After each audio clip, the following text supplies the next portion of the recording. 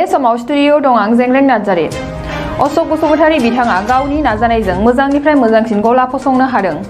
चिरां जिल्लानि सिङाव थानाय सान्तिपुर बाजाराव अशोक बसुमतारी बिथाङा 12 बोसोरसो सिगांनिफ्रायनो खस्थ'नि गेजेरजोंब्लाबो बेबायदि हार्डवेयर गलाखौ होबोदोंमोन आरो दासिमाव बिथाङा सासे राफोद बिजनेसमेन जानो हादों। लोगोसे मार्टिन मोसाहारी बिथाङा गोजोननाय फोरमायदों आरो लाइमोनफोरखौ नाजायोब्ला राफोद बिजनेसमेन जानो हायो बेखौ फोरमायदों।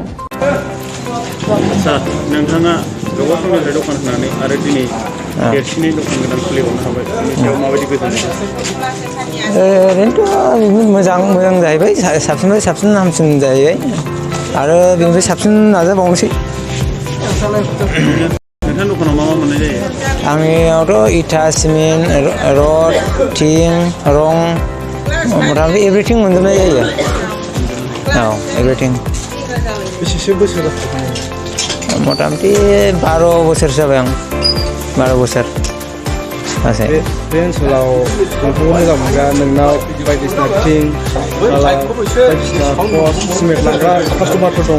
औ बिथांमोनखौ दिनै बे दखान गोदानाव लांफैनो थाखाय मा खालामनो सानो? बेयावथ' दखान गोदान हिसाबै दा एसे माबा जाहैबाय, एसे खम मोननो हागोन दिनैनि गेजेराव। बेनिफ्राय रेट थागोन आरो रेटआथ' एसे डिसकाउन्ट जाहैगोन। हलसेल रिटेल गासैबो मोनजोबगोन आरो। नोंथाङा दिनैसिमबो सासे लाइमोन बायजानो नोंथाङा जे दिनै दखान होनानै बेबायदि जौगासार जानो हादों। दा माखासे लाइमोनफोर दङ जे जों बेफोरबायदि खामानिफ्राव इंगेज गैया, दा बिथांमोनखौ नोंथाङा मा बुजायनाय मा? जास्ट लाइमोनफोर माबा सेंग्राफोर दंना, बेयो मथा-मथि ओरैनो फल' खालामनानै अनेक बिजनेस दङ।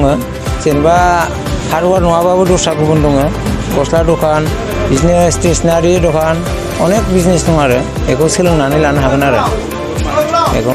মানে বৰ্তমান যিটো আমি মানে দেখা পাইছোঁ যে আমাৰ শান্তিপুৰত যিটো ব্যৱসায়ী প্ৰতিষ্ঠানবিলাক গঢ়ি উঠি আছে, সঁচাকৈ মানে বৰ্তমান পৰিস্থিতি ভাল হোৱাৰ কাৰণে নিশ্চয় মানে শান্তিপুৰখন এদিন সঁচাকৈ মানে বৃহৎ এটা টাউন বা এৰিয়াৰ মানে মেইন যিটো বিজনেছ কেন্দ্ৰ হৈ গঢ়ি উঠিব, সেইটো আমাৰ দৃঢ় বিশ্বাস।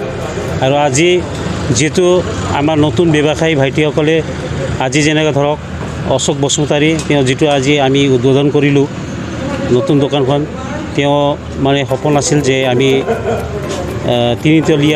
তিনিমহলীয়া যিটো বিল্ডিং এটা গঢ়াৰ যিটো ইচ্ছা, আৰু তাতে সকলো আমাৰ যিটো এৰিয়াৰ বুদ্ধিজীৱীসকলৰ যথেষ্ট সহায় সহযোগ আছে এই বাজাৰ এৰিয়াত শান্তি প্ৰতিষ্ঠান কৰাত।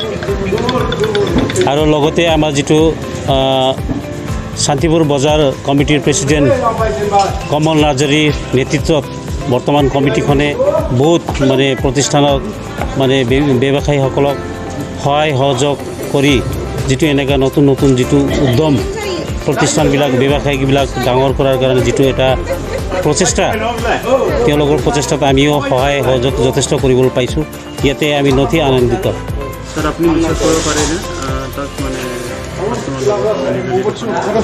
সঁচাকৈ তেওঁৰ যিটো বিজনেছ পলিচি অশোক বসুমতাৰীৰ প্ৰত্যেক জাতি জনগোষ্ঠীৰ মানে কাষ্টমাৰ ক্ৰেতাসকলৰ লগত তেওঁৰ যিটো সম্পৰ্ক খুব ভাল, মিশ্ৰিত যিটো মানে সহজ সৰল ভাষা, ব্যৱসায়ী যিটো পলিচি, এইটো তেওঁৰ সঁচাকৈ আছে। নিশ্চয়কৈ তেওঁ মানে অহা দিনবিলাকত ভৱিষ্যত তেওঁ দপদপে বিজনেसखौ बराय ল'ব বুলি আমাৰ দৃঢ় বিশ্বাস। आसा गिबियाव आं नोंथांमोननि चेनेलखौ गिबियाव हामबाय होनग्रोयो। आङो शान्तिपुर बाजार कमिटिनि सासे दैदेनगिरि जानानै आङो बे अशोक बसुमतारी जि फंबाया उन्दै समनिफ्राय बा सेंग्रा अबस्थानिफ्राय बिथाङा गावनि नखरनि माखासे उसुबिदाखौ लानानै दिनै नाजानानै दिनैसिमाव गोबां बोसोर जालांबाय। बिथाङा सानसुमै हार्डवेयर जि दखान बेखौ सोलिनाया दिनैहाय सिगांनिफ्राय दासिमाव खोब मोजां।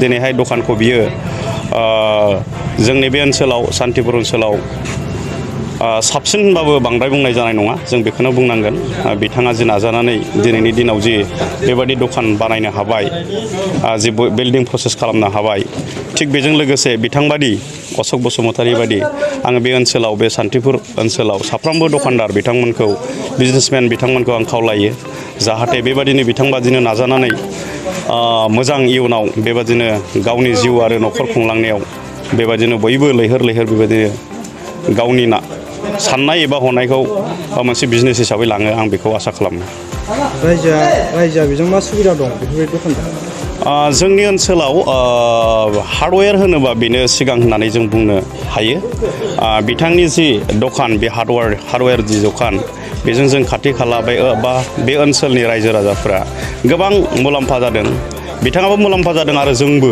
रायजो राजाया मुलाम्फा जादों मानो होनोबा जोङो माखासे बुस्थुफोरखौ जे हार्डवेयाराव जि मोनो बेखौ जों सिगां समाव जोङो बिनिफ्राय गोबां गोजानाव बङाइगाव बेंटल बायदियाव जों लायनो गोनां जायोमोन दा दिनैहाय जों जायगायावनो बिथांनि जि दखान बिथांनि जि दखानाव माल बेखौ जोङो खाथियावनो साफ्रोमबो बे ओनसोलनि रायजो राजाया गोरलैयैनो मोननो हायो आच्चा सार लाइमोनफोराबो बेफोरबायदि दखान होनानै निसय गावनि जिउखौ दानो हायो नोंथाङा फोथायनाय दङ आं बावहाय दिनैनि दिनाव मोजाङैनो फोथायनाय दङ दिनैनि दिनाव जोङो साफ्रोमबो बेखार थानायनिफ्राय आङो लाइमोनफोरखौ आं खावलायनो लुबैदों दिनैनि जि सानसुमै जि हार्डवेयर जि दखान अशोक बसुमतारी जि फंबायनि जि दखान आरो फंबायखौ नायोबा बिबो सासे गोरलै एबा लाइमोन अबस्थायावनो दङ बिथाङा दिनै बे लाइमोन अबस्थायाव बेबादि सासे बिजनेसमेन जानो हादोंब्ला दिनै बिनिफ्राय गोरोंसिन गोबां लाइमोनफोर दं बे लाइमोन अबस्थायाव बेबादि सासे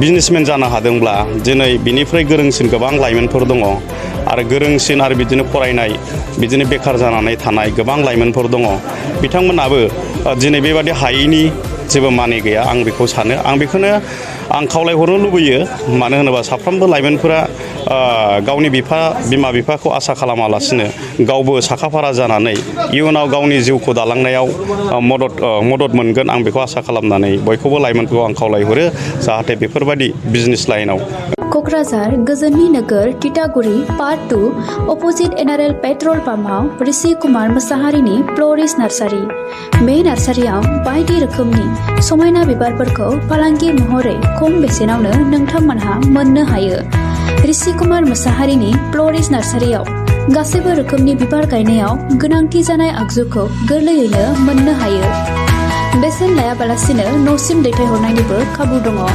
लोगोसे फरायसा आरो लाइमोनफोरखौबो बेवहाय सोलोंथाइ होनाय जायो गोबां मिथिनो थाखाय कन्टेक्ट खालामनो हागोन नैबे नम्बराव 6003091992 ऋषि कुमार मोसाहारिनि फ्ल'रिस्ट नार्सारियाव एक्टिभिटिज बायदियै produce and sell all kinds of horticultural planting materials and gardening design impart training to all students and educated unemployed youths home delivery and door-to-door service free again contact number 6003909192